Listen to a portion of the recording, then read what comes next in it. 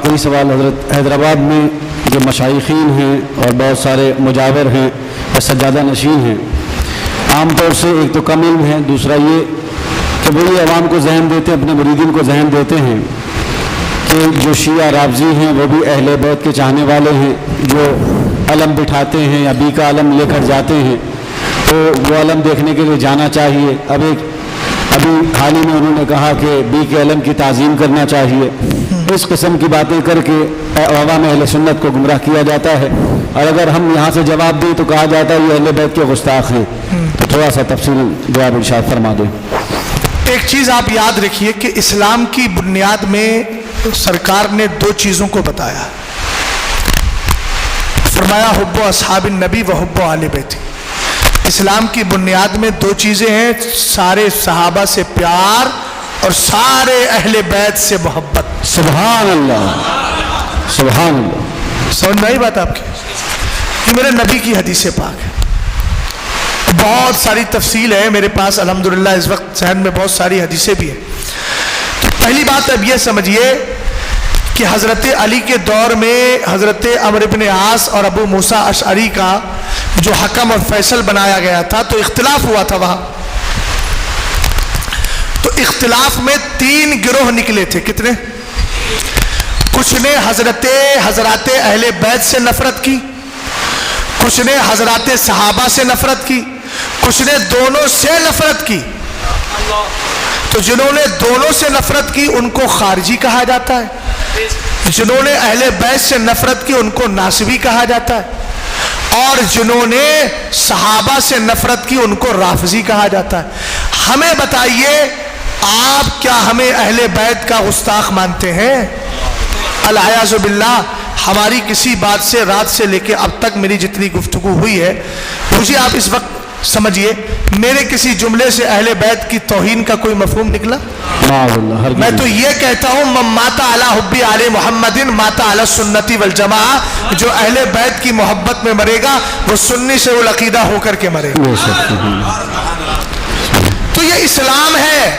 اسلام نے کہا ہے دونوں کو پکڑو، صحابہ کو بھی اور اہل بیت کو بھی۔ اور خاص طور سے جو سیدنا امیر معاویہ رضی اللہ تعالیٰ عنہ ہیں، ان کے لیے صاف طور پر سرکار نے فرما دیا تھا۔ ایک دن حضرت ابو بکر، حضرت عمر، حضرت امیر معاویہ، یہ تینوں موجود تھے میرے نبی کی بارگاہ میں۔ ابن عساکر کی روایت ہے، روایت میں ہے وَأَقْبَلَ عَلِيٌّ، حضرت علی بھی آ گئے۔ اب گھر میں کون کون بیٹھا تھا وہاں؟ حضرت ابو بکر، حضرت عمر، حضرت امیر معاویہ۔ اونچا بولو یار، تینوں ہو گئے نا۔ آیا کون؟ حضرت مولا علی، مولا کائنات آئے۔ اب جب مولا کائنات آئے تو حضور نے سوال کیا یا معاویہ تو اتحب علیہ؟ سبحان اللہ، سبحان اللہ۔ روایت یاد کر لینا، سنیت انشاءاللہ اس میں جلا اور مضبوطی ہوگی۔ آیا کون؟ مولا علی سرکار، مولا کائنات آئے۔ کون آئے؟ مولا علی۔ بیٹھا کون تھا؟ حضرت ابو بکر، حضرت عمر اور تیسرے امیر معاویہ رضی اللہ۔ کس کے پاس بیٹھے تھے؟ سرکار کی بارگاہ میں۔ اور سرکار کی بارگاہ میں کوئی منافق آ کے بیٹھے گا کیا؟ معاذ اللہ۔ اور یہ بھی اس وقت بنے ہیں مسلمان جب سرکار نے منافقین کو نکال کے باہر کر دیا تھا۔ تب یہ کلمہ پڑھا نا آپ نے، صلح حدیبیہ کے موقع پر پڑھ لیا تھا، لیکن کلمے کا اظہار آپ نے فتح مکہ پہ کیا، حضرت امیر معاویہ رضی اللہ تعالیٰ عنہ۔ تو سرکار کی بارگاہ علی مولا کائنات جب آئے تو حضور نے امیر معاویہ رضی اللہ تعالیٰ عنہ کی طرف سوال کرتے ہوئے ان سے کہا یا معاویہ اتحب علیہ، اے معاویہ تجھ کو میرے علی سے پیار ہے؟ سبحان اللہ، سبحان اللہ۔ اختلاف تو میرے نبی نے پہلے ہی ختم کر دیا، کہاں پاگل چکر ہوئے؟ سبحان اللہ، سبحان اللہ۔ حضرت علی سے سرکار، امیر معاویہ سے سرکار نے کیا فرمایا؟ اتحب علیہ، اے معاویہ تو میرے علی سے پیار کرتا ہے کہ نہیں؟ اب اگر نفرت ہوتی تو حضرت علی کیا کہتے ہیں؟ حضرت امیر معاویہ کہتے ہیں نا، آپ کے جملے ہیں انی لا احبہ حبا شدیدا،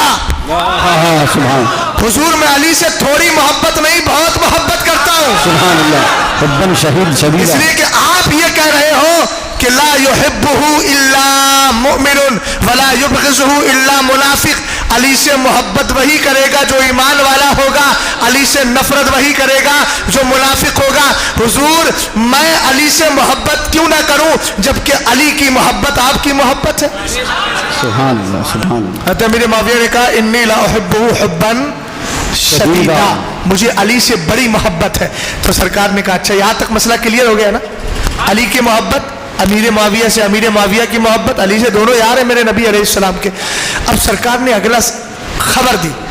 میرے نبی نے فرمایا انا, ادھر دیکھو ذرا میری طرف, جواب سنو, میں تقریر نہیں کر رہا ہوں. انہا ستکون بینکما ہنیہۃ. حضور نے فرمایا اچھا تو سنو معاویہ اور علی, ان قریب تم دونوں کے درمیان اختلاف ہوگا. اللہ اکبر, میرے آقا کا علم غیب ہے. سبحان اللہ. تو حضرت امیر معاویہ نے عرض کی فما بعد ذالک, حضور اختلاف ہوگا یہ تو بتا دیا, اختلاف کے بعد کیا ہوگا؟ سبحان اللہ. حضور نے فرمایا عفو اللہ وغفران والدخول الی الجنہ. کہا اختلاف ہوگا لیکن اختلاف کے بعد اللہ کی طرف سے معافی بھی ہوگی, بخشش بھی ہوگی اور جنت میں داخلہ بھی ہوگا. سبحان اللہ سبحان یہ میرے اللہ. نبی فرما رہے ہیں. سبحان ابن اللہ عساکر کی روایت, سبحان اللہ معتبر کتاب ہے. سبحان اللہ. اب بتائیے آپ کچھ بچا ہے؟ اس لیے بھیا اپنا ایمان بچاؤ, ایمان عقیدے کی حفاظت کرو. ایسے تو پٹھو آتے رہیں گے نا, کوئی موٹا آئے گا, کوئی تگڑا آئے گا, کوئی دبلا آئے گا, کوئی ویسے آئے گا, آئیں گے مر جائیں گے چلے جائیں گے. اس طرح کی باتیں تو ہوتی رہیں گی. ہمیں اپنا ایمان عقیدہ بچانا ہے اور کہنا اہل سنت کا ہے بیڑا پار.